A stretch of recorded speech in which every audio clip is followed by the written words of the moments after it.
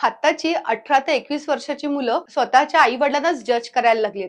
त्यांचं म्हणणं असं, की तुम्ही काय आयुष्यात केलंय तर आम्हाला सांगता काहीतरी करा म्हणून. मुलांनो, तुमच्या आई-वडिलांच्या काळामध्ये कॉम्प्युटर नव्हता, मोबाईल नव्हता आणि अगदी साध्या शाळेमध्ये जाऊन तुमचे आई-वडील शिकलेले आहेत. आणि तसंच कितीतरी प्रॉब्लेम्स त्यांनी फेस केलेले आहेत. त्या काळामध्ये आता ज्या सुविधा आहेत त्या कधीच नव्हत्या. पुढे नोकरी, कमी वयात लग्न, घराची जबाबदारी हे सगळं सांभाळता सांभाळता त्यांचं वय कधी सरलं ना ते त्यांना समजलंच नाही खरं तर. आणि ज्या वयामध्ये त्यांनी हे सगळं सावरलं होतं, त्या वयात तुम्हाला काय चिंता आहेत, तर मला तिने ब्लॉक केलंय आणि तो माझ्याशी व्यवस्थित बोलत नाही. हातामध्ये 5-6 इंचाचा मोबाईल घेऊन स्क्रोल करत बसायचं ना, तुम्हाला हे समजत नाहीये की तुमच्या आई वडिलांनी त्यांच्या काळामध्ये जे बेस्ट होतं ना ते सगळं केलंय तुमच्यासाठी. जरा करा विचार. तुमच्याकडे सगळं असून तुम्ही काय करताय? हेच जरा स्वतःकडे बघा आणि स्वतःशी बोला.